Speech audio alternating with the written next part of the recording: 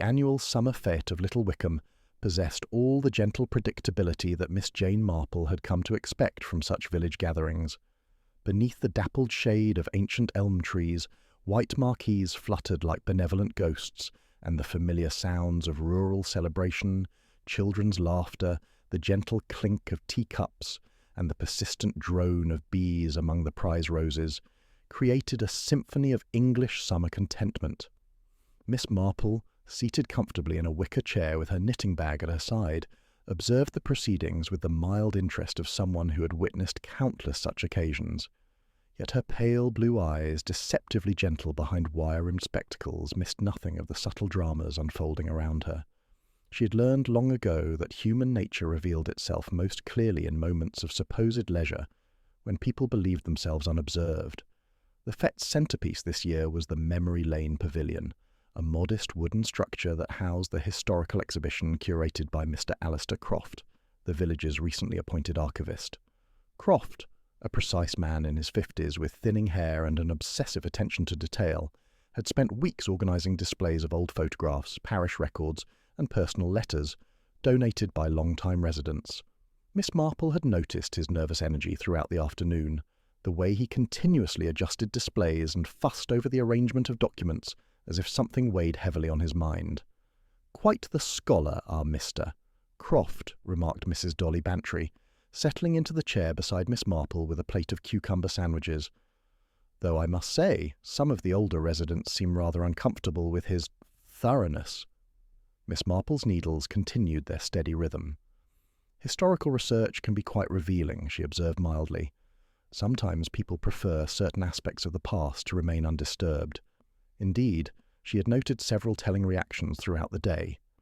Colonel Weatherby had emerged from the pavilion looking distinctly pale, muttering something about ancient history best left buried. Mrs. Helena Fairfax, the elegant widow who had moved to the village 3 years prior, had taken one look at the exhibition and departed hastily, claiming a sudden headache.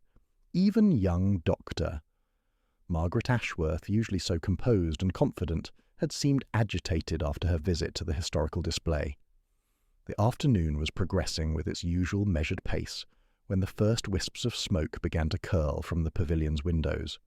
At first, Miss Marple thought little of it. Perhaps someone had lit a pipe inside, or there was some issue with the small electric heater Croft had installed to protect his precious documents from dampness. But the smoke thickened, and with it came an acrid smell that spoke not of tobacco or electrical malfunction, but of burning paper and something else, something that made Miss Marple's experienced senses prickle with unease. "Fire!" someone shouted, and the gentle murmur of the fete transformed into urgent commotion. Colonel Weatherby, despite his advancing years, took charge with military efficiency, organising a bucket brigade while the vicar rushed to telephone the fire brigade.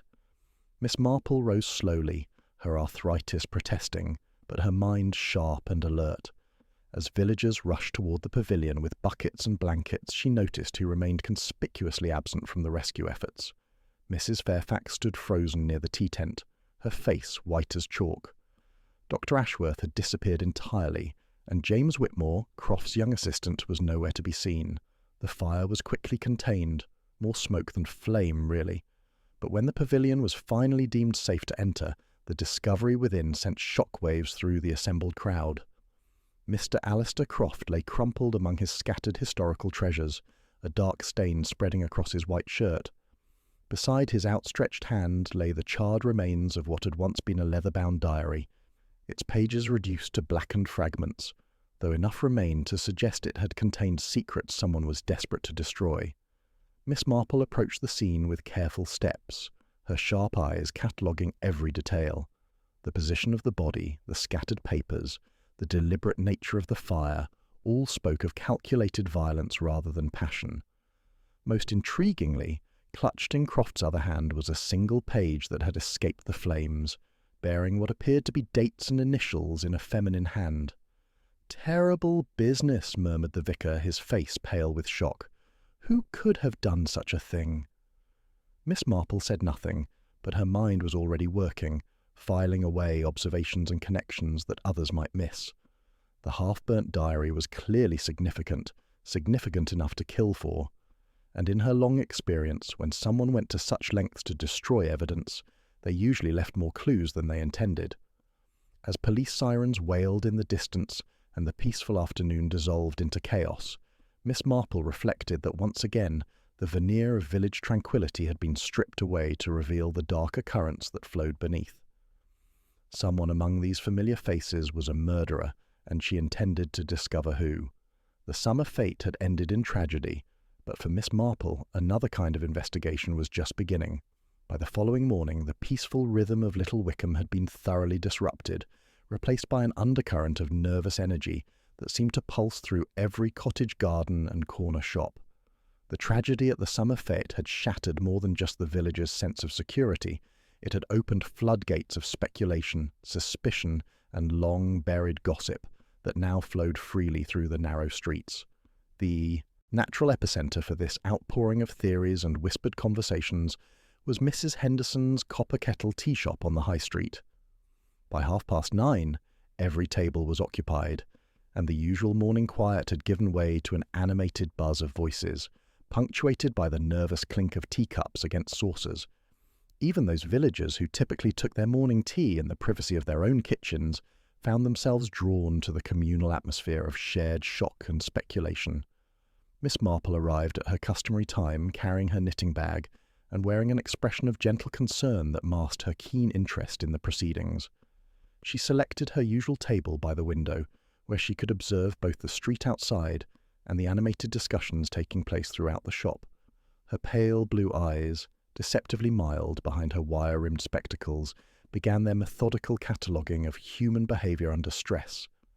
Mrs. Henderson, the tea shop's proprietor, bustled over with unusual solicitude, her round face flushed with excitement, barely contained beneath a veneer of appropriate solemnity. "Oh, Miss Marple, isn't it simply dreadful, poor Mr. Croft? And to think it happened right here in our peaceful little village. I've barely slept, wondering who among us could have done such a terrible thing." "Indeed, most distressing," Miss Marple replied, settling her spectacles more comfortably. "I suppose there are various theories already circulating."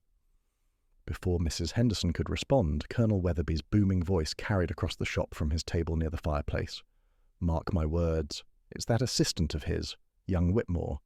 Fellow always struck me as shifty, lurking about the archive room at all hours. Probably discovered something valuable in those old documents and decided to eliminate his employer to claim it for himself." Miss Marple's knitting needles began their steady rhythm as she observed the immediate reactions to this pronouncement. Several heads nodded in agreement, while others looked uncomfortable with such direct accusation. She noted particularly how Dr. Margaret Ashworth, seated alone at a corner table, looked up sharply from her newspaper, a frown creasing her usually composed features. "That's hardly fair, Colonel, Doctor," Ashworth said, her voice carrying a slight edge. "James Whitmore is a dedicated scholar. Just because he's young and enthusiastic doesn't make him a murderer. Besides, what could possibly be valuable enough in a collection of old parish records to justify killing for—" Mrs. Helena Fairfax, who had just entered with her usual elegant composure, paused in removing her gloves. Miss Marple noticed the slight tremor in those carefully manicured hands, and the way Mrs. Fairfax's eyes darted quickly around the room before settling on an empty table near the back. "You'd be surprised what people will kill for, my dear," Mrs. Fairfax said, her voice carrying across the suddenly quiet room. "Sometimes it's not about monetary value at all, but about secrets that certain parties would prefer to keep buried." The comment hung in the air with uncomfortable weight. Miss Marple observed the subtle reactions it provoked. "Doctor." Ashworth's jaw tightened almost imperceptibly. Colonel Weatherby cleared his throat gruffly and returned his attention to his morning paper, and Mrs. Henderson busied herself unnecessarily with wiping down already clean surfaces. Mrs. Dolly Bantry, arriving with her characteristic energy, settled herself at Miss Marple's table with a theatrical sigh. "My dear Jane, the whole village is in an uproar. Arthur barely touched his breakfast, muttering about locks and security. But really, what sort of secrets could exist in our little community? We've all known each other for years." Miss Marple's needles continued their measured clicking. "Have we, though, Dolly? I've often found that even in the smallest communities, people can harbour the most surprising hidden depths. Mr. Croft was quite thorough in his research, perhaps too thorough for someone's comfort. As if summoned by the mention of his name, James Whitmore himself appeared in the doorway. The young man looked haggard, his usually neat appearance dishevelled, his eyes red-rimmed from what might have been grief, sleeplessness, or both. The conversations didn't stop, but they shifted, becoming more pointed, more watchful. Miss Marple studied him carefully as he approached the counter. His hands, she noted, were unusually clean, too clean for someone accustomed to handling dusty archives and aged documents. The fingernails bore a faint pinkish gleam, as if scrubbed recently and thoroughly. Most telling of all was the way he kept glancing toward the door, as if calculating the distance to escape. "James, dear boy," Mrs. Bantry called out with determined sympathy. "How are you bearing up?" This must be such a shock. Whitmore managed a wan smile. "It's been difficult, Mrs. Bantry. Mr. Croft was not just my employer, but my mentor. I can't understand who would want to harm him, or why." "The police seem to think you might have insights," Colonel Weatherby said bluntly, causing several patrons to turn and stare. "After all, you work closely with the man. Surely you noticed if he'd made enemies." The young man's face flushed. "I've told Constable Peters everything I know. Mr. Croft kept his personal affairs quite separate from our professional work. I knew he'd been researching family histories for several village residents, but he never discussed specific details with me." Miss Marple looked up from her knitting with apparent casualness. "That diary that was burned, had you seen it before yesterday?" "Never," Whitmore replied emphatically. "Mr. Croft only mentioned it briefly on Friday, saying he'd acquired a new document that might be significant. He seemed excited about it, but also troubled somehow. When I asked if I could assist with the analysis, he declined quite firmly." Mrs. Fairfax, who had been sitting quietly at her corner table, suddenly spoke up. "Troubled, you say? How curious. One wonders what sort of information could be both exciting and troubling." Her voice carried an odd note, and Miss Marple noticed how her gloved hand moved unconsciously to her throat, adjusting the silk scarf she wore despite the warm morning. Dr. Ashworth set down her teacup with a sharp clink. "Perhaps we should leave such speculation to the police. Gossiping about the dead seems rather unseemly." But Miss Marple had caught something in that gesture of Mrs. Fairfax's, the way the scarf had shifted slightly, revealing just a glimpse of what appeared to be a small mark at the base of her throat, reddened as if from a chain or cord pulled roughly. The woman's hand had moved to cover it so quickly that others might have missed it entirely. "Surely," Miss Marple said gently, "we all want to see justice done for poor Mr. Croft. Sometimes the smallest details, the things that seem insignificant to official investigators, can provide the most illuminating insights." Her words proved prophetic, for at that moment Constable Peters appeared in the doorway, his young face grave with responsibility. The conversations immediately quieted as all eyes turned toward him. "Ladies and gentlemen," he announced formally, "I'm afraid I must ask Mr. Whitmore to accompany me to the station for further questioning. We've discovered some inconsistencies in his account of yesterday's events." The silence that followed was profound. James Whitmore went pale, but maintained his composure as he gathered his coat. "Of course, Constable. I'm happy to help in any way I can." As the two men departed, the tea shop erupted in excited whispers. Miss Marple, however, remained thoughtfully quiet, her experienced mind cataloguing not just what had been said, but what had been left unsaid.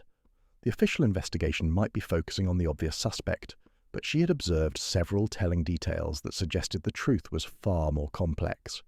The half-burnt diary, the inconvenient history that Mr. Croft had been uncovering, the various reactions of long-time residents to his research, all pointed to secrets that ran deeper than a simple dispute between employer and assistant.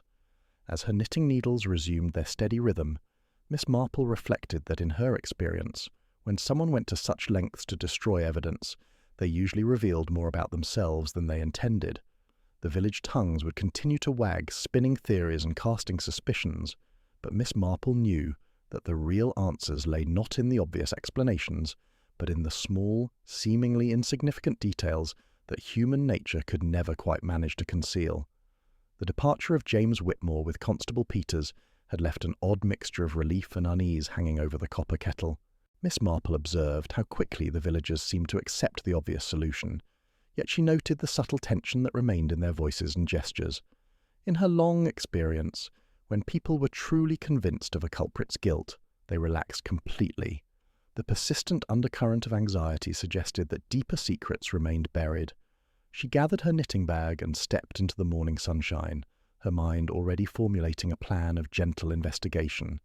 The art of gathering information in a small village, she had learned, lay not in direct questioning, but in the careful cultivation of natural conversation during seemingly innocent social calls. Her first destination was the vicarage, where Reverend Pritchard was tending to his correspondence in the study. The elderly clergyman, a scholarly man with kind eyes behind wire-rimmed spectacles, welcomed her with genuine warmth, tinged by obvious distress. "Miss Marple, how thoughtful of you to call.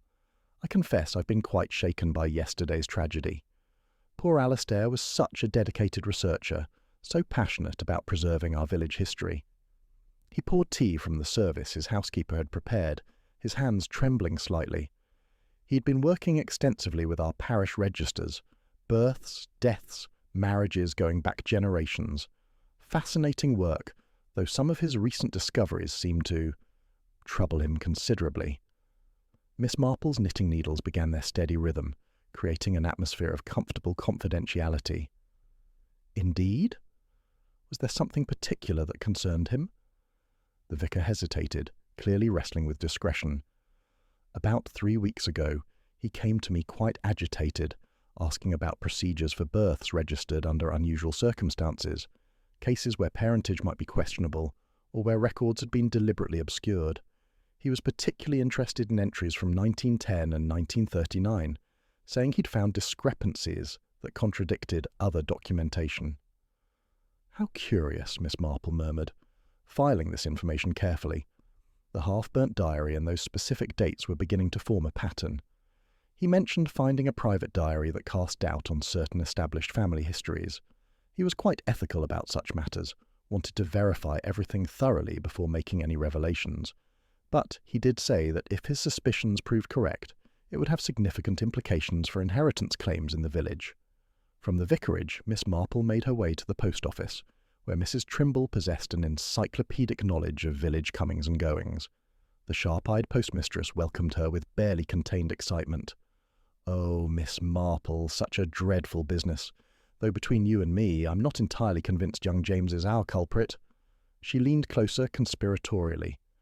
"You see, I was working late yesterday, sorting post, when I saw James leaving. The archive building around 4:30. The fire didn't start until nearly 6 o'clock. Seems odd timing for a murderer, doesn't it?" This was crucial information that cast doubt on the police's current theory. Miss Marple nodded thoughtfully. "You have such a clear view from here. I imagine you notice quite a lot of daily activities." "Indeed I do. For instance, Mrs. Fairfax seemed quite agitated yesterday. She visited the archive building twice, once around 3 o'clock and again just after 5. Most unusual behaviour for someone typically so composed. And Dr. Ashworth was seen entering through the rear entrance around 5:30, using what appeared to be her own key." Miss Marple's needles paused momentarily. "Her own key?" "That's what young Tommy Fletcher said. He was playing in the alley and saw her clearly.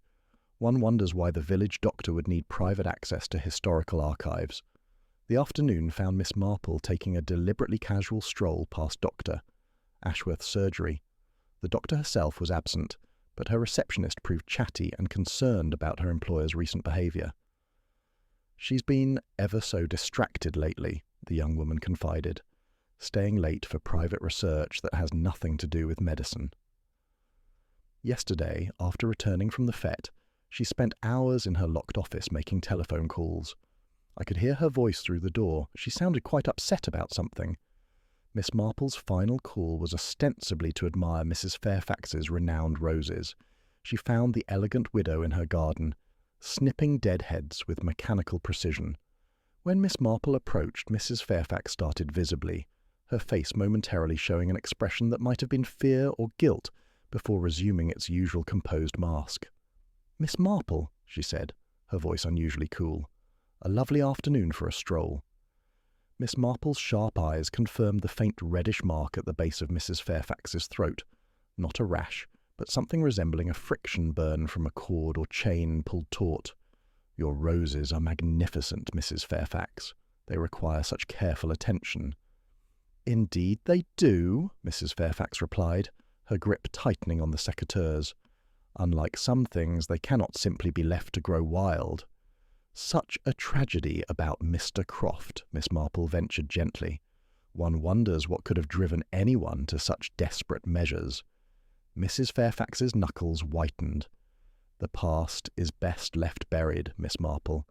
It has a way of causing great pain when disturbed." She turned back to her roses, effectively ending the conversation. Walking home through the quiet village streets, Miss Marple reflected on the day's revelations.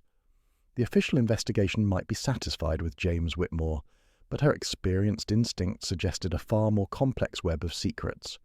The focus on specific dates, inheritance disputes, and the desperate attempts to destroy. Evidence all pointed to someone whose carefully constructed identity was threatened by Croft's thorough research. The half-burnt diary held the key, she was certain. Tomorrow, she decided, it would be time to examine more closely what secrets someone had been willing to kill to protect. The morning brought news that seemed to settle the villagers' nerves like a balm applied to a wound. James Whitmore had been formally charged with the murder of Alistair Croft, and Little Wickham exhaled collectively, as if a storm had passed. Yet Miss Marple, observing the reactions from her kitchen window as neighbours gathered in animated clusters along the high street, detected something forced in their relief, the kind of performance people gave when they desperately wanted to believe the worst was over. Detective Inspector Morrison had arrived from county headquarters, a competent man in his 40s, whose confidence radiated from every gesture. Miss Marple encountered him outside the police station, where he was addressing several reporters with the satisfaction of someone accustomed to tidy conclusions. "The evidence is quite straightforward," Morrison declared, his voice carrying practiced authority. "We have motive, means, and opportunity. The suspect had discovered his employer was aware of his unauthorized activities, specifically photographing valuable historical documents with intent to sell them to private collectors. They quarrelled publicly last week about ethics and dismissal." Miss Marple paused near the station entrance, ostensibly adjusting her gloves while her sharp ears catalogued every detail. The inspector continued with professional satisfaction. "Physical evidence is conclusive. The murder weapon, a brass letter opener from the victim's own desk, bears the suspect's fingerprints. Matches were found in his coat pocket, with soot on the cuff. His hands showed clear signs of recent scrubbing. Most damning, we discovered correspondence with a London book dealer offering £15 for discreet extracts of private diaries, names excised." The assembled villagers nodded with grim satisfaction. Colonel Weatherby's "I told you so" expression was particularly pronounced, while Mrs. Henderson whispered excitedly about having suspected the young man all along.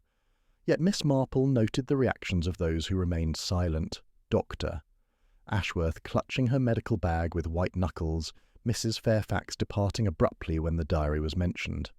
At the Copper Kettle, the atmosphere had shifted dramatically from nervous speculation to something approaching celebration.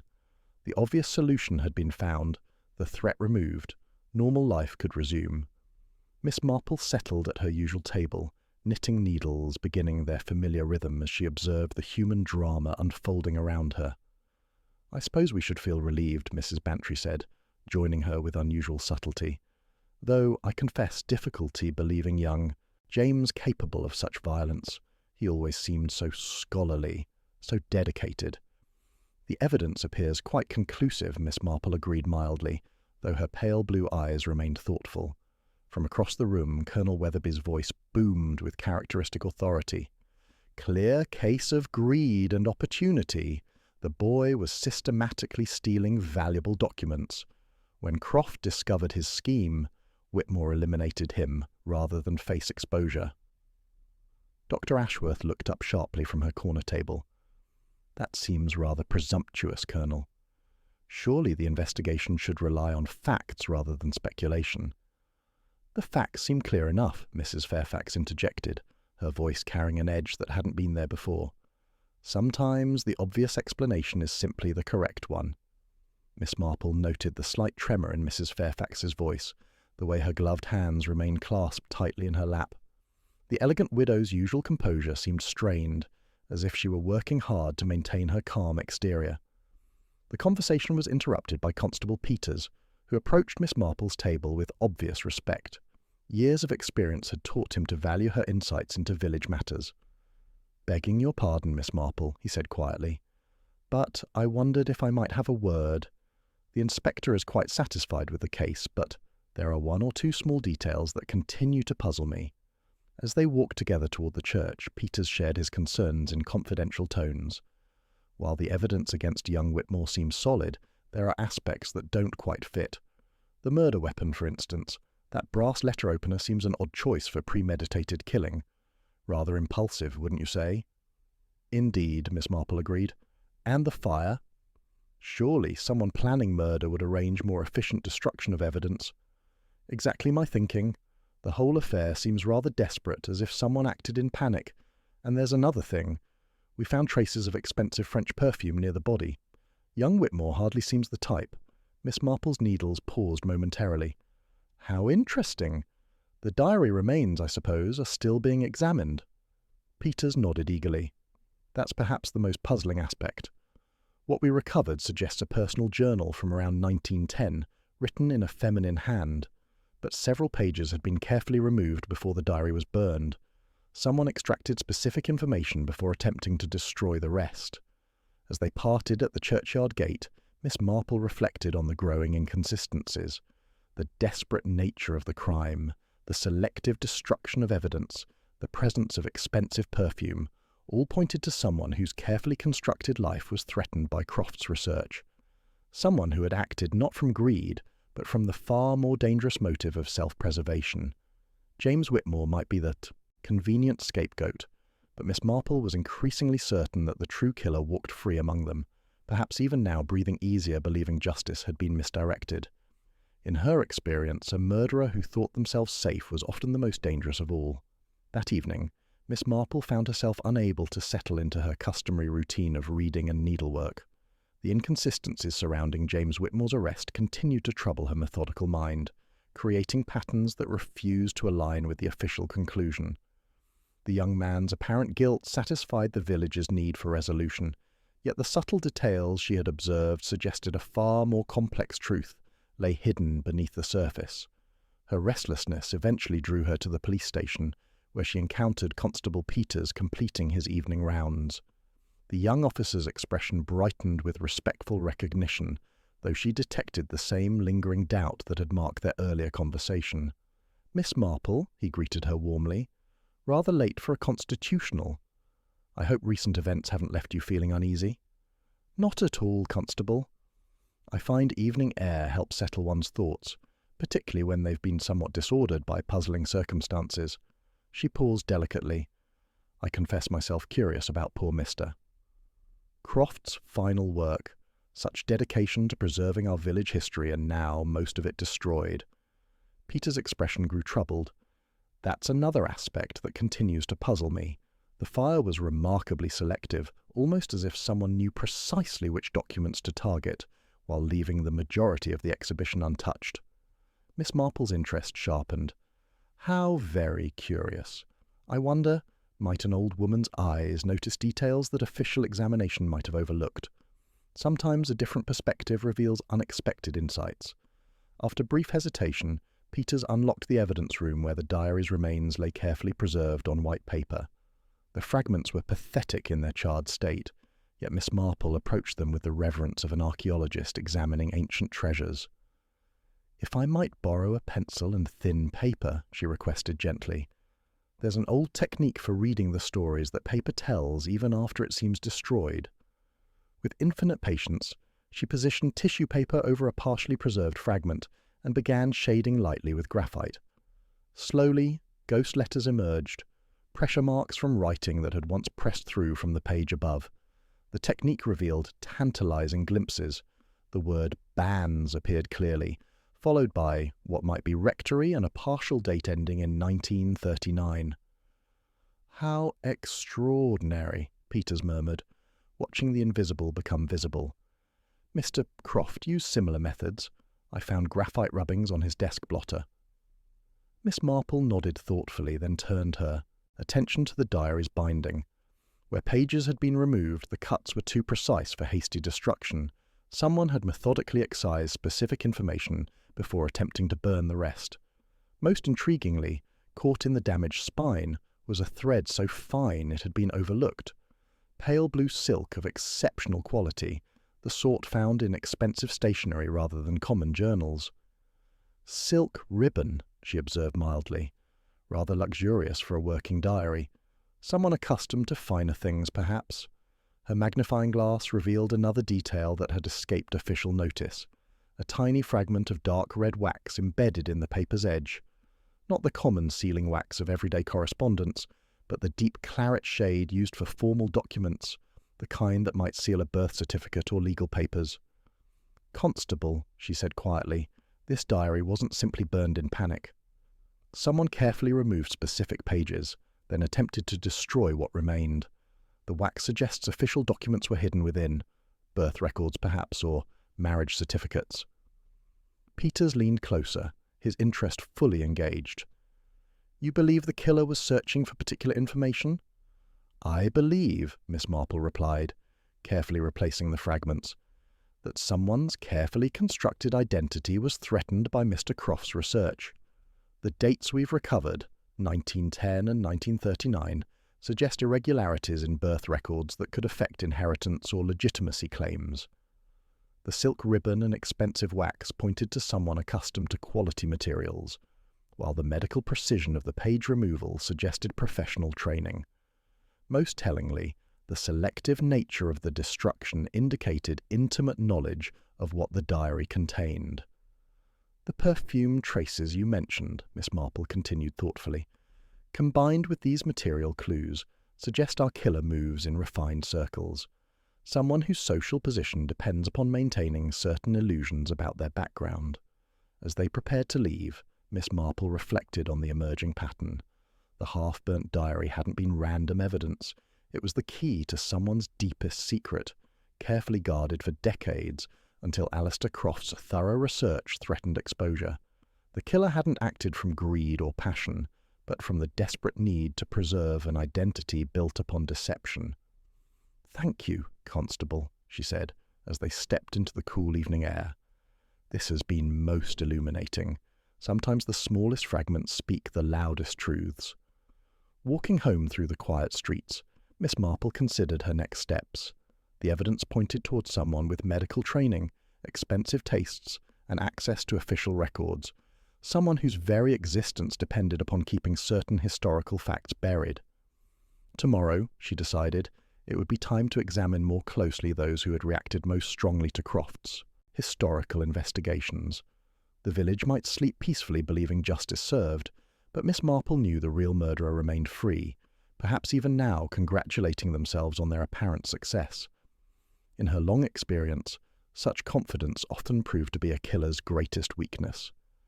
The morning after her revealing examination of the diary fragments, Miss Marple found herself drawn to the vicarage, where the parish registers held the official record of little Wickham's births, deaths, and marriages. Reverend Pritchard, still shaken by recent events, welcomed her with the relief of someone grateful for calm counsel in troubled times. "I've been thinking about poor Mr. Croft's research," she said gently as they settled in his study. "He seemed particularly interested in certain historical periods." "Might I examine the registers?" Sometimes an old woman's eyes notice patterns that younger, busier minds might overlook. The vicar readily agreed, producing the heavy leather-bound volumes with their careful chronicles of village life. Miss Marple's methodical examination soon revealed what Alistair Croft had discovered. In the 1910 register, written in a less confident hand than the surrounding entries, was a private baptism recorded at the rectory. "Female child, name withheld at family request, mother's initials H.W. The entry bore a witness signature, Major A. Weatherby, and showed signs of hasty completion with a small ink smear suggesting nervous haste. Moving to the marriage records of 1939, Miss Marple found even more intriguing evidence. The banns for September showed amendments in different ink. Reginald Fairfax, widower, and Helena Wade, spinster, had been corrected to read Helena Fairchild, with a notation about special license and affidavit of age and parentage filed. A fragment of dark claret sealing wax remained in the margin, the same expensive quality she had observed in the diary fragments. "Wartime complications," the vicar murmured apologetically when she pointed out the amendments. "Identity papers, evacuations. There were many administrative difficulties." Miss Marple nodded thoughtfully. The pattern was becoming clear. Someone named Helena Wade had become Helena Fairchild, then Helena Fairfax, with each transformation carefully documented and sealed. The HW initials connected the 1910 birth to the 1939 marriage, suggesting a woman who had spent decades constructing a respectable identity. Her next stop was the Women's Institute storeroom, where donations from the fete were being sorted. Among the contributed items, she discovered a fine linen handkerchief with pale blue monogramming, HW. The stitching was old, the linen older, a personal item that someone had carelessly included in their donation, not realizing its significance. "From the big villa," Mrs. Penhaligon mentioned casually. "New housemaids don't always know what to keep." The afternoon brought an unexpected visitor to Miss Marple's cottage. Dr. Margaret Ashworth arrived with the strained composure of someone wrestling with professional ethics and personal concerns. Over tea, she revealed that 3 weeks earlier, Mr. Croft had consulted her about medical aspects of his historical research. "He showed me photocopies of birth certificates from 1910 and 1939, Dr. Ashworth explained, her voice tight with controlled emotion. "He asked about scenarios where a child's parentage might be deliberately obscured, where birth records might be falsified to protect reputations or secure inheritances. He wasn't being academic, Miss Marple. He had found evidence that certain village residents weren't who they claimed to be." The doctor's revelation confirmed Miss Marple's growing suspicions. Croft had discovered not just historical curiosities, but active deceptions that threatened someone's carefully constructed life. The medical consultation suggested professional thoroughness in verifying his discoveries before making any accusations. "He asked me to examine sealed medical records in the parish archives, Doctor," Ashworth continued reluctantly. "Documents that required professional interpretation. What I found there contradicts everything I thought I knew about certain members of our community." Before she could elaborate further, Mrs. Helena Fairfax appeared at the garden gate with determined stride. Her usual elegant composure had been replaced by barely controlled urgency, and she entered without waiting for invitation. Behaviour unprecedented for someone who valued social proprieties above all else. "Miss Marple," she said without preamble, "I understand you've been asking questions about Mr. Croft's research. As someone who values privacy, I must urge you to consider the damage that idle speculation can cause to innocent people." Miss Marple observed how Mrs. Fairfax's gloved hands clenched nervously, how her cultured accent occasionally slipped to reveal different origins, how she unconsciously touched her throat where the mysterious mark remained barely visible. "Some histories are better left buried," Mrs. Fairfax continued, her voice carrying a sharp edge. "The truth doesn't always serve justice. Sometimes it merely causes unnecessary pain. Young Whitmore has been arrested. The case is closed. Truth has a way of emerging regardless of our preferences," Miss Marple replied gently, noting the expensive quality of Mrs. Fairfax's clothing, the careful attention to appearance that spoke of someone for whom respectability was essential. Mrs. Fairfax's careful control finally cracked. "Some discoveries should never see light, Miss Marple. They destroy more than they illuminate. I pray you'll remember that before you cause irreparable harm to innocent people." After both women departed, Miss Marple reflected on the day's revelations. The pattern was unmistakable. Helena Wade, who had given birth to an illegitimate child in 1910, had transformed herself into Helena Fairchild by 1939, then married Reginald Fairfax to secure her position. The medical consultation, the sealed records, the desperate attempts to destroy evidence, all pointed toward a secret so damaging that murder seemed preferable to exposure. As evening settled over Little Wickham, Miss Marple understood that she was close to the truth. Someone had built their entire life upon a carefully constructed deception, and Alistair Croft's thorough research had threatened to expose everything. The half-burnt diary hadn't been random evidence. It was the key to decades of hidden identity, and someone had killed to keep that secret buried. The church bell's frantic clamour pierced the evening quiet, its urgent rhythm jarring Miss Marple from her contemplation of the day's revelations. This was not the measured tolling of an hour, but the improvised alarm that country folk used when instinct outran protocol. She reached her garden gate as the acrid smell of smoke mingled with the evening air, carrying undertones that spoke of deliberate mischief rather than accident. The vicarage study bore the telltale signs of interrupted criminal intent. Reverend Pritchard, spectacles askew and voice hoarse from smoke, gestured helplessly at the scorched curtains and scattered parish registers. The fire had been contained quickly, more smoke than flame, but Miss Marple's experienced eyes catalogued the deliberate nature of the attempt. "Someone tried the window first," she observed, noting the fresh scratches on the latch and the pale blue silk thread caught on the sill. Near the hearth, a fleck of dark claret sealing wax had softened in the heat, the same expensive quality she had traced in the diary fragments. The registers lay at odd angles, suggesting hurried examination before the arsonist lost their nerve. Most tellingly, the air held traces of expensive French perfume, incongruous among the beeswax and old paper. Methylated spirits had been used as an accelerant, applied with surgical precision to the curtain's hem. "Professional work," Constable Peters observed, arriving breathless, but interrupted before completion. Their investigation was cut short by a more urgent discovery. At the surgery, Doctor. Ashworth lay unconscious, overcome by gas that had been deliberately released through a tampered valve. The neat knot securing the gas tap spoke of medical training, while the ransacked filing cabinets revealed the true motive. Someone had systematically searched for specific historical records. Miss Marple examined the scene with methodical care.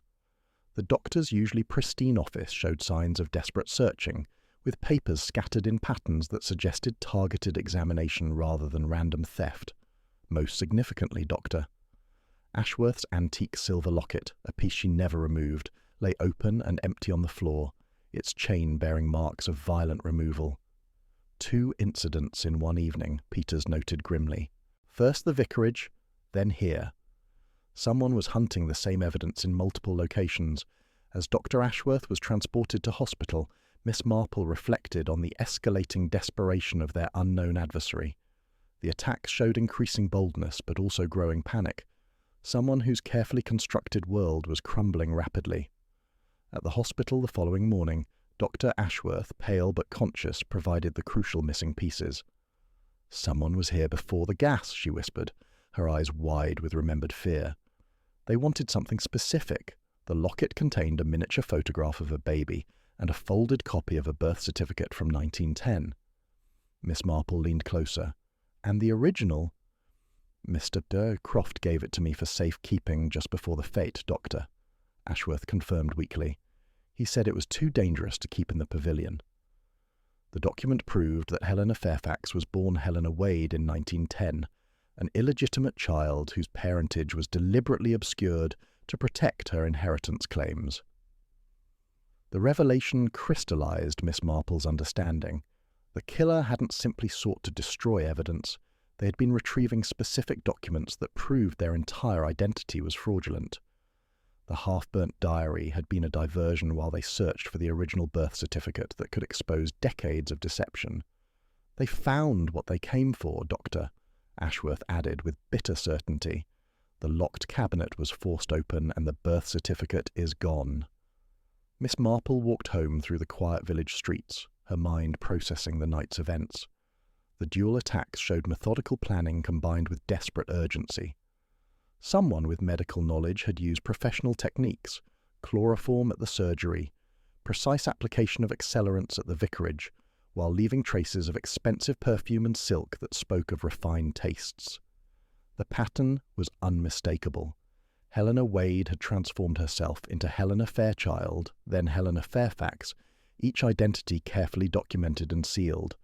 Now, with Alistair Croft's research threatening exposure and the original birth certificate secured, the killer believed they had eliminated all evidence of their deception. But Miss Marple knew that criminals who thought themselves safe often made their most revealing mistakes. The attacks had been too precise, too professional, leaving a trail of evidence that pointed directly to someone with both medical training and intimate knowledge of the village's historical records. As Little Wickham settled into uneasy sleep, believing the crisis had passed with James Whitmore's arrest, Miss Marple prepared for the next phase of her investigation. The real murderer walked free among them, perhaps even now congratulating themselves on their apparent success. Tomorrow, she decided, it would be time to set a trap that would expose the truth once and for all. The morning following the dual attacks found Miss Marple arranging her finest china, with the methodical care of someone preparing for battle disguised as hospitality. She had extended invitations for afternoon tea to a carefully selected group, each chosen for their particular relevance to the unfolding mystery. The gathering would include Mrs. Helena Fairfax, whose reactions had grown increasingly telling, Colonel Weatherby, whose military bearing couldn't quite conceal his discomfort with recent revelations, and Mrs. Bantry, whose cheerful presence would provide necessary social camouflage for Miss Marple's true purpose. By 3 o'clock, her sitting room had assumed the comfortable atmosphere of countless village tea parties, yet Miss Marple's pale blue eyes remained sharp behind her wire-rimmed spectacles. Among the usual accoutrements of afternoon tea, delicate china, fresh scones and apple cake, she had placed one deliberate addition. At Mrs. Fairfax's place setting lay a fine linen handkerchief bearing pale blue monogramming, H.W. The stitching had loosened with age, and Miss Marple had acquired it from the Women's Institute donations, where it had arrived with items from the big villa. Mrs. Fairfax arrived with her customary punctuality, elegant in her understated way, though Miss Marple noted the high collar that concealed her throat and the gloves worn despite the warm afternoon. Her expensive French perfume, the same subtle fragrance that had lingered near Mr. Croft's body, filled the room with its distinctive scent. "Such dreadful events," Mrs. Fairfax remarked as she accepted her teacup. "One hardly feels safe with such violence in our peaceful village. Thank goodness the police have arrested that young man." Miss Marple's knitting needles began their steady rhythm. "Indeed, though I confess myself puzzled by certain aspects of the case. The attacks on the vicarage and Dr. Ashworth's surgery seemed so purposeful, as if someone knew exactly what they were seeking." Colonel Weatherby arrived with characteristic bluster, settling heavily into his chair. "Terrible business, all of it. Should have posted guards after the first incident. Any military man could see the pattern of escalation." "How prescient of you, Colonel," Miss Marple observed mildly. "Almost as if you anticipated further trouble. I suppose your experience with the village's historical records gives you particular insight." The old soldier's face reddened slightly. "Ancient history, Miss Marple. Some things are better left buried." Mrs. Bantry's arrival completed the gathering, and Miss Marple began serving tea with gracious hospitality that masked her careful orchestration. As she leaned forward to offer Mrs. Fairfax a scone, the monogrammed handkerchief came into clear view. "Oh dear," Miss Marple apologized with gentle embarrassment. "A family piece seems to have slipped in with the napery. How careless of me." Mrs. Fairfax's gloved hand hovered above, the pale blue initials as if approaching flame. Her breathing grew shallow, and Miss Marple noted the slight tremor that caused her teacup to rattle against its saucer. "I've been reflecting on poor Mr. Croft's research," Miss Marple continued conversationally. "Such dedicated work tracing family histories through the parish records. He was particularly interested in certain irregularities from 1910, a private baptism, I believe, with rather unusual documentation." Colonel Weatherby shifted uncomfortably. Wartime discretion, family honour. These matters were handled differently in those days. "Of course," Miss Marple agreed, "though it's fascinating how such historical discoveries can have contemporary relevance. The child in question seems to have grown up quite respectably, marrying a Mr. Reginald Fairfax in 1939, if the amended marriage records are accurate." Mrs. Fairfax had grown pale, her carefully maintained composure beginning to crack. "I'm sure I don't understand the relevance of such ancient gossip," she said, her cultured accent slipping slightly. Miss Marple's needles paused momentarily. "Oh, but it's not gossip, my dear Helena." Mr. Croft was quite thorough in his documentation. He even secured the original birth certificate, which Dr. Ashworth was safeguarding until yesterday's unfortunate incident. The reaction was immediate and devastating. Mrs. Fairfax rose abruptly, her elegant facade crumbling. This conversation has become most unseemly. But surely you're curious about what other documents survived, Miss Marple continued gently. The diary contained such interesting details about your early years, before you became Helena Fairchild and later Helena Fairfax. Mrs. Fairfax froze, her back rigid with tension. When she turned, her face had transformed from elegant composure to something harder, more desperate. "You don't understand," she said, her voice now carrying traces of different origins entirely. "I built a respectable life from nothing. Everything I am, everything I've achieved. It would all be destroyed by idle historical curiosity." The trap had been set and sprung with the gentle precision that characterized Miss Marple's methods. The desperate attempts to destroy evidence, the professional knowledge displayed in the attacks, the expensive materials and refined tastes, all had pointed to someone whose very identity depended upon keeping certain historical facts buried. As afternoon light faded through her sitting-room windows, Miss Marple reflected that once again the veneer of respectability had concealed the most dangerous secrets of all. The truth, like a persistent weed, had found its way to the surface despite all attempts to bury it. The silence that followed Mrs. Fairfax's desperate departure seemed to settle over Miss Marple's sitting-room like dust after a storm. The faint trace of expensive French perfume lingered in the air, the same distinctive scent that had haunted the pavilion, the vicarage, and Dr. Ashworth's surgery.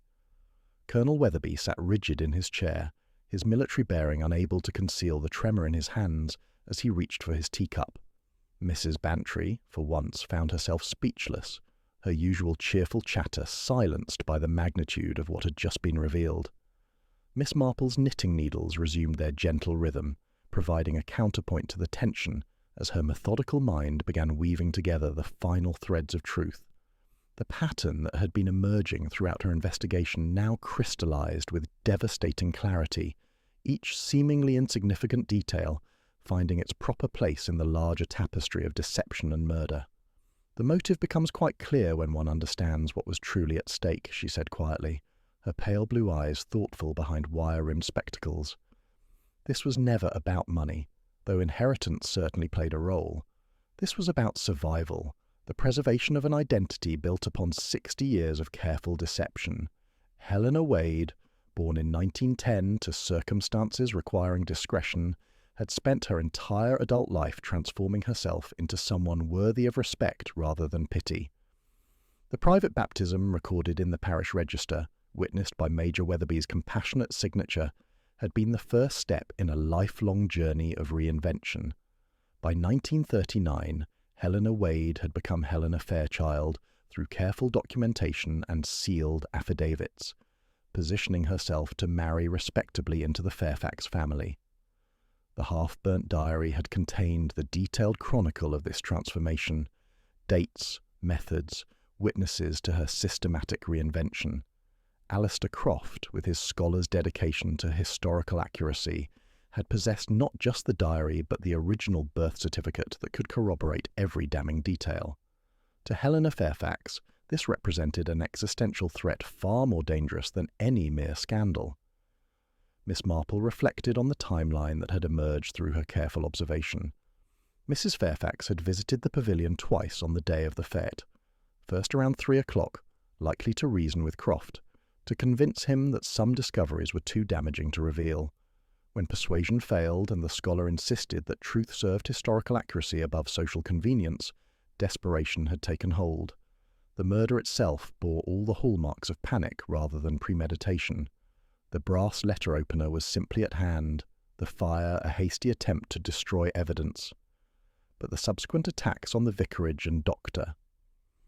Ashworth's surgery revealed a more calculating mind at work, someone with medical training who understood how to use gas and accelerants with professional precision.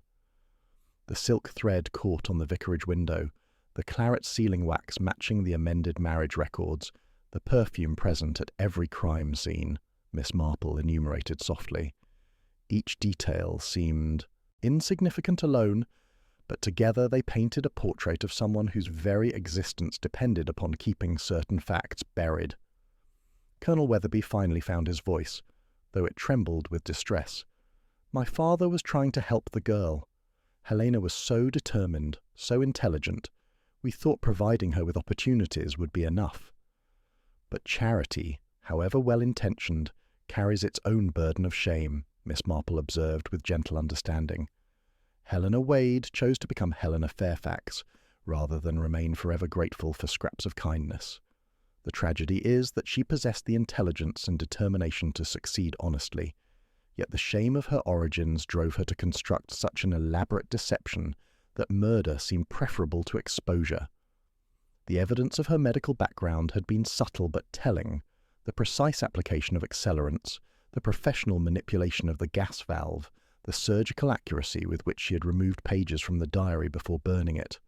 Her nursing experience during the war years had provided skills she never intended to use for criminal purposes. Most damning of all was the mark Miss Marple had twice observed at Mrs. Fairfax's throat, the friction burn from Dr. Ashworth's locket chain, pulled roughly during the struggle to retrieve the hidden birth certificate. The expensive perfume, the pale blue silk threads, the methodical destruction of evidence, all had been signatures of someone fighting not for wealth, but for the very right to exist as the person she had made herself become. "Poor James Whitmore was merely convenient," Miss Marple continued, her needles clicking steadily. "His fingerprints were already on the murder weapon from daily handling. Matches could easily be slipped into his pocket. Soot brushed onto his cuffs during the confusion of fighting the fire. His nervous scrubbing afterward only made him appear more guilty to official eyes." As footsteps approached on the garden path, Constable Peters, summoned by the gravity of the situation, Miss Marple considered the universal patterns of human nature that had led to this tragedy. Pride, shame, the desperate need for respectability, and the lengths to which people would go to protect their carefully constructed selves, these were the true motives that drove the darkest crimes. The afternoon light was fading over Little Wickham, casting long shadows across a village that would never quite return to its former innocence. Tomorrow, Miss Marple knew, it would be time to gather all the principals together and speak the complete truth, with the gentle firmness that justice required. The following morning found Miss Marple arranging chairs in the vicarage parlour, with the methodical precision of someone preparing for a performance that would restore both truth and justice to Little Wickham. The long case clock ticked with measured authority as the principal figures in their village. Tragedy took their appointed places. Inspector Morrison sat with reluctant attention, his earlier confidence tempered by mounting inconsistencies. James Whitmore, pale but hopeful after his release on bail, occupied a chair near the window. Colonel Weatherby's military bearing couldn't quite conceal his obvious discomfort, while Dr. Ashworth, still recovering but determined to witness justice, provided professional gravitas to the proceedings. Mrs. Helena Fairfax arrived last, her elegant composure intact, though Miss Marple noted the high collar that completely concealed her throat and the expensive gloves worn despite the warm morning. The faint trace of French perfume that had become her unwitting signature filled the room with its distinctive scent. "Thank you all for coming," Miss Marple began, her voice carrying the gentle authority of someone accustomed to unraveling human complexities. "We gather not in judgment, but in pursuit of truth that has been obscured by 6 decades of careful deception." She moved to a small table where evidence lay arranged with museum-like precision: the charred diary fragments, the monogrammed handkerchief bearing H.W. initials, the pale blue silk thread, and photographs of the amended parish registers. Each item seemed insignificant alone, yet together they formed an irrefutable narrative. The murder of Mr. Alistair Croft was neither crime of passion nor simple greed, but the desperate act of someone whose entire existence was threatened by historical truth. The killer possessed medical training, expensive tastes, and intimate knowledge of our village records. Most crucially, they had lived the very history that Mr. Croft was so thoroughly documenting. Inspector Morrison leaned forward with professional interest. "Miss Marple, the evidence against young Whitmore seemed quite conclusive." "Indeed, it appeared so," she agreed mildly. "Fingerprints on the murder weapon, matches in his pocket, soot on his clothing, all very convenient. Yet these details were too perfectly arranged. The real killer understood that in moments of crisis, people see what they expect rather than what actually occurred. Miss Marple's pale blue eyes settled on Mrs. Fairfax with gentle but implacable certainty. Helena Wade was born in 1910, requiring the discretion of a private baptism recorded with initials H.W. Through determination and systematic planning, she transformed herself into Helena Fairchild by 1939, then secured respectability through marriage to Reginald Fairfax. Each transition was carefully documented, sealed with expensive claret wax, and filed away, until Mr.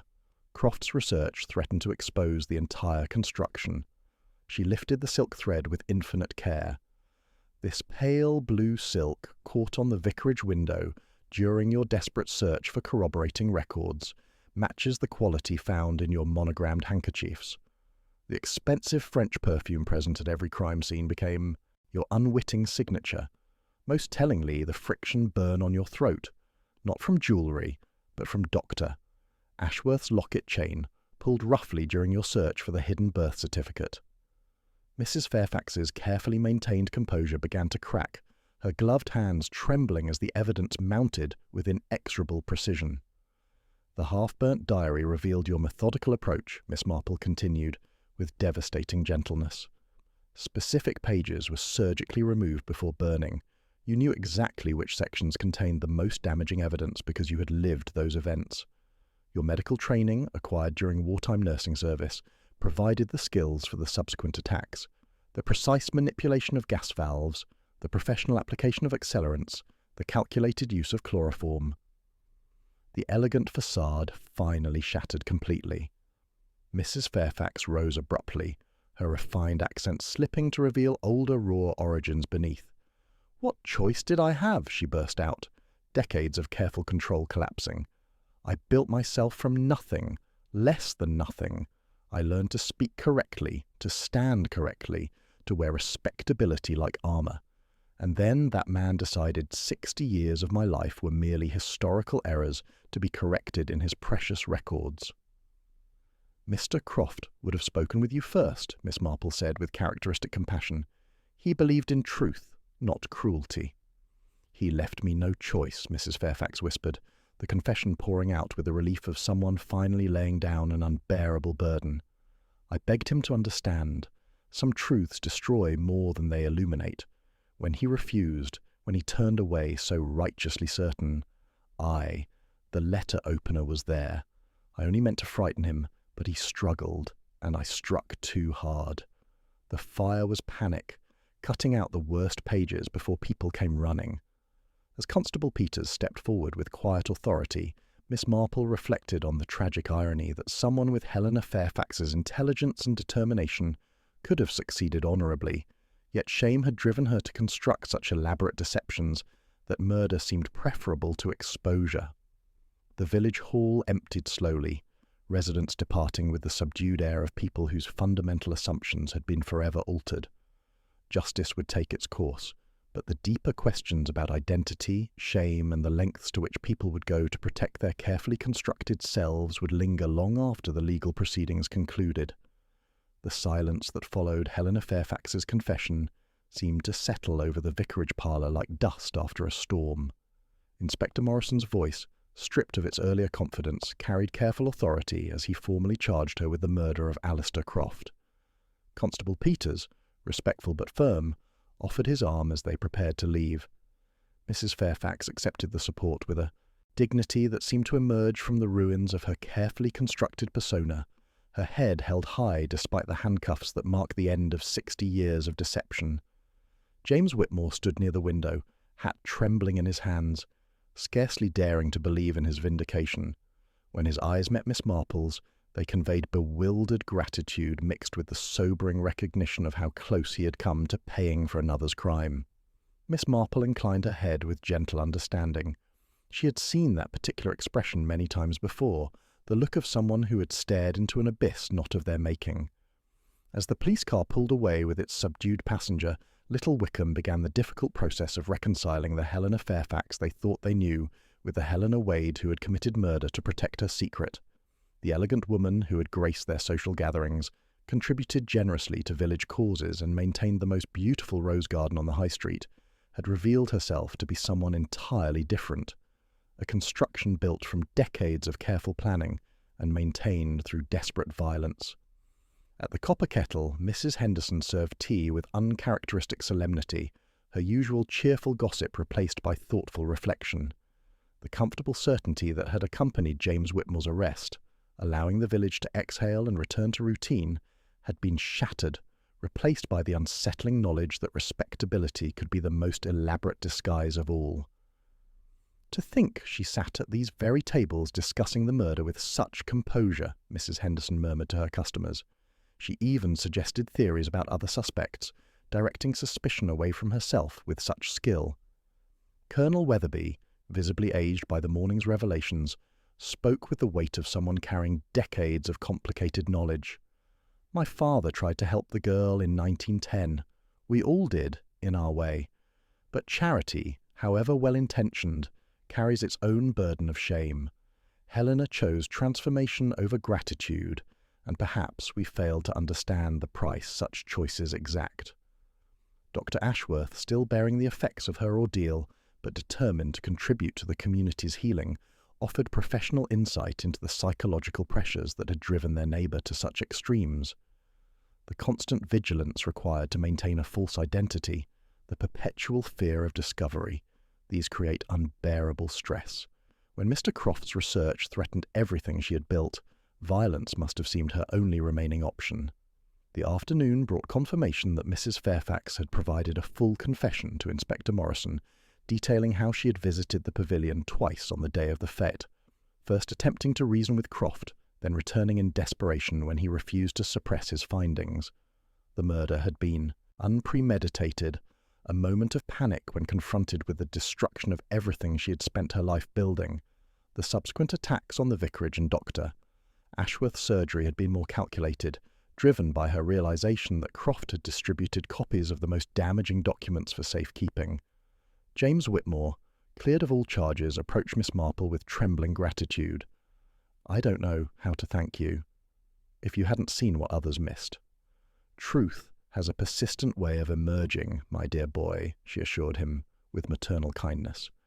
"Your genuine dedication to scholarship would never have allowed you to destroy historical records, regardless of personal gain. That fundamental inconsistency troubled me from the beginning.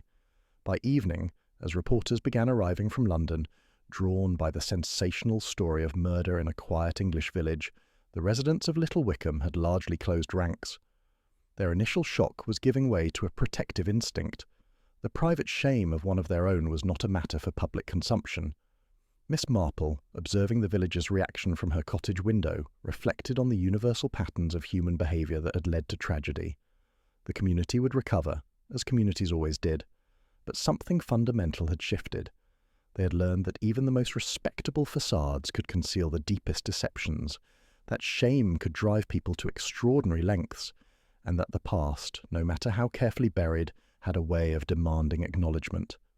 The beautiful roses in Mrs. Fairfax's garden would continue to bloom, tended now by estate agents preparing the property for sale. The elegant furniture and expensive perfumes that had been the outward signs of her constructed respectability would be dispersed to new owners who would never know their history. But the deeper questions raised by her tragedy, about identity, transformation, and the price of respectability, would linger in the village consciousness long after the legal proceedings concluded. As Miss Marple prepared for sleep that night, she considered the profound irony that someone with Helena Wade's intelligence and determination could have succeeded honestly, building a respectable life through her own considerable merits, rather than through elaborate deception. The real tragedy lay not in her humble origins, but in her inability to accept that true respectability came from character rather than careful construction of identity. Tomorrow would bring the gentle, inexorable machinery of justice, but tonight Little Wickham slept uneasily, forever changed by the knowledge that the most dangerous secrets often hid behind the most perfect facades. 3 weeks had passed since Helena Fairfax's arrest, and little Wickham had begun the delicate process of healing that follows the exposure of profound deception. The village carried itself differently now. Conversations were more thoughtful, glances more penetrating, as if residents were newly aware that respectability might mask the most elaborate secrets. The comfortable certainty that had once defined their community had been replaced by a more nuanced understanding of human complexity. Miss Marple sat in her garden on a particularly peaceful afternoon, her knitting needles moving with their familiar rhythm as she reflected on the case that had shaken their small world. The late roses were blooming with exceptional beauty, their fragrance carrying on the warm breeze, and she found herself thinking of the magnificent garden that Helena Fairfax had cultivated with such passionate care. Even now, weeks after its owner's arrest, the roses continued to flourish, tended by a local gardener who maintained them with respectful professionalism. The irony was not lost on Miss Marple that someone capable of nurturing such beauty, of creating something genuinely worthy of admiration, had felt compelled to build her entire identity upon deception. Helena Wade possessed intelligence, determination, and artistic sensibility, qualities that could have earned legitimate respect in any community. Yet shame over circumstances beyond her control had driven her to construct an elaborate fiction that ultimately required murder to maintain. James Whitmore had returned to his scholarly pursuits with renewed dedication, accepting a position at a university archive where his genuine love of historical research could flourish without the shadow of false accusation. Dr. Ashworth had recovered completely from her ordeal, though she spoke thoughtfully now about the psychological pressures that could drive seemingly respectable people to desperate acts. Her experience had deepened her understanding of the wounds that shame and fear could inflict upon the human spirit. Colonel Weatherby had grown more reflective, often speaking about his father's attempts to help Helena Wade in 1910. The family had meant well, providing opportunities and discretion, but their charity had inadvertently contributed to the young woman's sense that her origins were shameful rather than simply unfortunate. Well-intentioned kindness, he had learned, could sometimes plant seeds of resentment that grew into dangerous obsessions. The village itself had absorbed uncomfortable truths about the nature of respectability and the lengths to which people would go to maintain carefully constructed identities. At the Copper Kettle, conversations carried new undercurrents of awareness that anyone might be harbouring secrets, that the most perfect facades often concealed the deepest deceptions. Miss Marple's thoughts turned to the universal patterns of human behaviour that had made this tragedy inevitable once Helena Wade chose deception over honesty. Pride, shame, the desperate need for social acceptance, and the crushing weight of maintaining elaborate lies. These were themes she had encountered countless times in her long observation of human nature. People created elaborate fictions about themselves, then found themselves trapped within those constructions, unable to escape without destroying everything they had built. The half-burnt diary had been more than evidence. It was a symbol of the price of living a lie. Helena Fairfax had spent 60 years perfecting her performance, becoming so skilled at being someone else that she had perhaps forgotten who Helena Wade truly was. When Alistair Croft's research threatened to expose the foundation of her identity, violence had seemed preferable to the truth. "It's rather like building a house on sand," Miss Marple murmured to herself, watching a bee work methodically among the lavender. "No matter how grand the structure, if the foundation is unsound, it will eventually crumble." The case had reminded Miss Marple why she found human nature endlessly fascinating, despite its capacity for tragedy. People were capable of extraordinary transformation, but the healthiest changes came from growth rather than disguise, from accepting one's origins while building something better upon that foundation. Helena Wade could have lived honestly, earning genuine respect through character rather than construction, building respectability through her own considerable merits rather than through elaborate deception. As afternoon shadows lengthened across her garden, Miss Marple reflected on the profound sadness of wasted potential. The real tragedy lay not in Helena's humble origins, but in her inability to accept that true worth came from character rather than carefully crafted identity. Her intelligence and determination were real, only her shame was manufactured, created by social expectations that valued appearance over substance. Little Wickham would remember this summer not for its usual pleasant routines, but for the lesson that the most dangerous secrets often hid behind the most perfect facades. Yet life would continue, roses would bloom, and people would gather for tea and conversation, perhaps with greater wisdom about the complexities that lay beneath the surface of even the most peaceful communities. The mystery of the half-burnt diary had been solved, justice served, and truth restored to Little Wickham.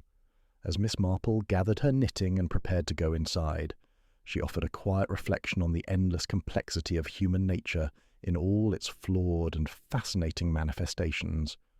Tomorrow would bring new challenges, but tonight the village rested with deeper understanding of the human heart's capacity for both creation and destruction.